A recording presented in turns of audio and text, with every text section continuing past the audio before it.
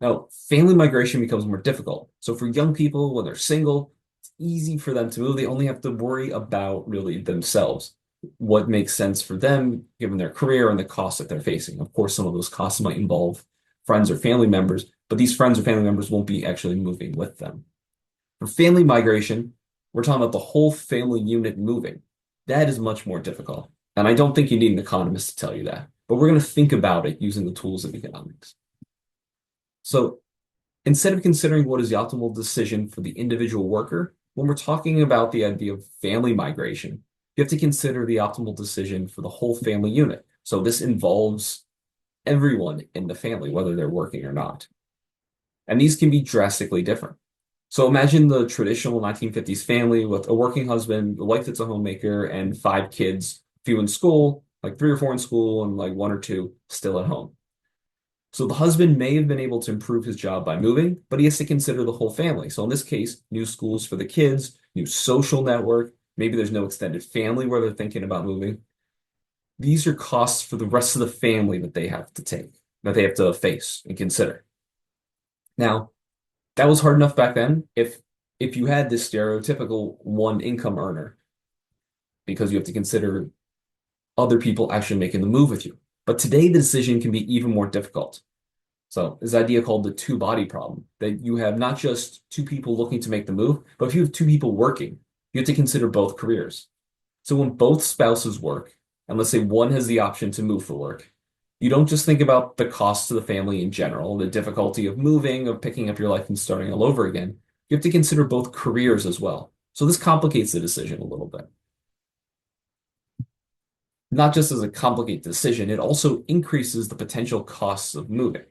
It changes the potential benefits, but it pretty much guarantees to increase the cost of moving.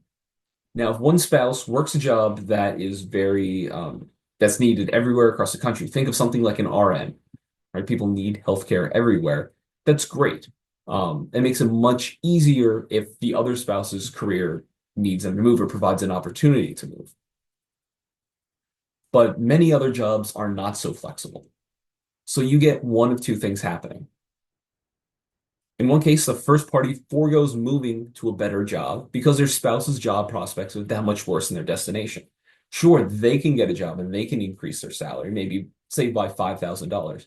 But if their spouse would really struggle to find a job and they're in this new location, if they can't enter their field, or maybe they do find a job in their field, but it's not quite a good fit and ends up paying, say, $10,000 less, the family ends up worse off.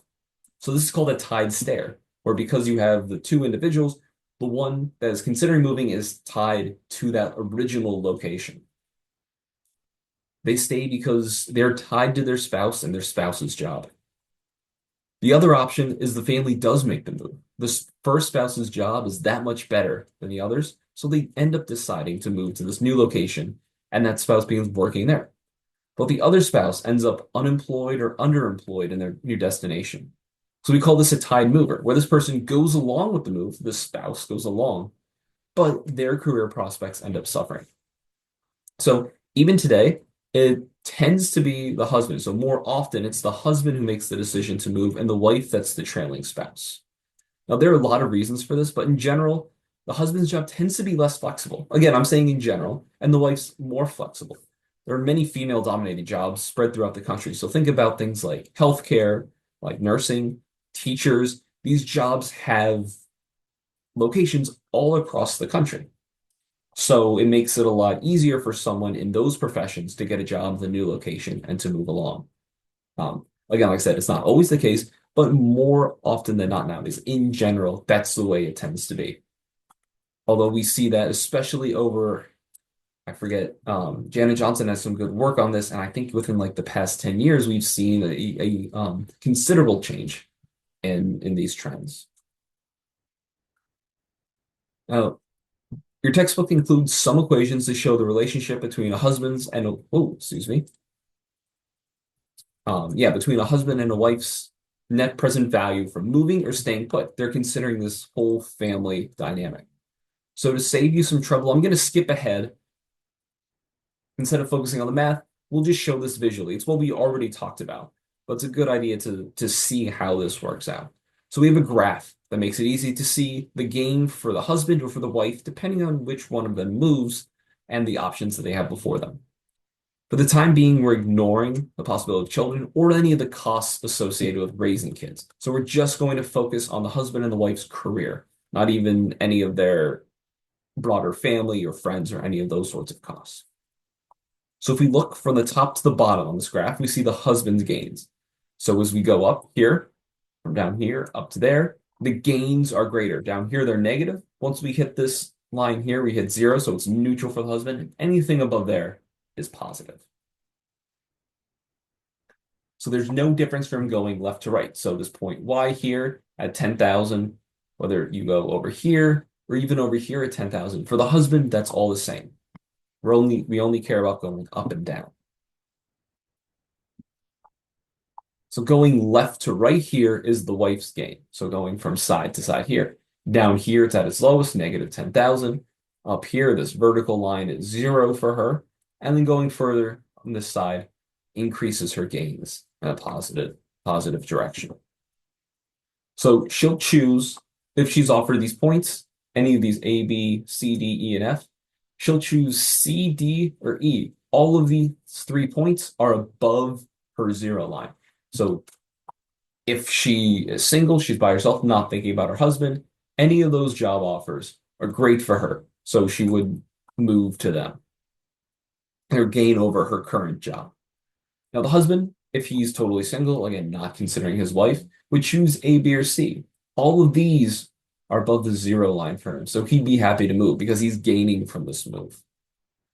But when they're both married, they have to consider the total payout, not just the benefit for them as an individual from that standpoint.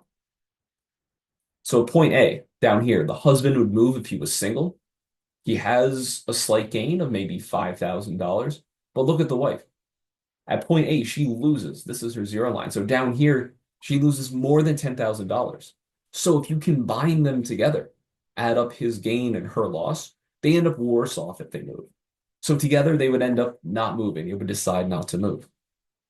Likewise, looking at the wife, at point E right here, she would gain, again, maybe $4,000. That's her private gain from moving and taking this new job. But the husband, again, would lose over $10,000. So when you consider her gain and his loss, they'd be made worse off overall. So again, they would not move at point E. At point F down here, neither would move for that job because they're both worse off. So the family's only going to decide to move if the sum of the gains are greater than 0. So that's anywhere to the right of this diagonal line here in blue. So anywhere in this area, the family would move.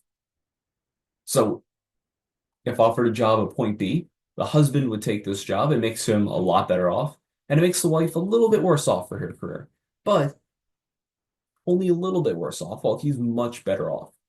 It ends up being a positive payout, so they'll end up moving in this situation. Similarly, at point D, we see the opposite thing. So the wife here is the one who benefits, has a large benefit from this move, and the husband has a small negative effect. Her gains are greater than his losses, so they'll end up making this move as well. Now, point C, this is a great option. Both the husband and the wife gain a little under $10,000. Both of them are being made better off by this move. This would be like a couple moving to, say, Washington, D.C.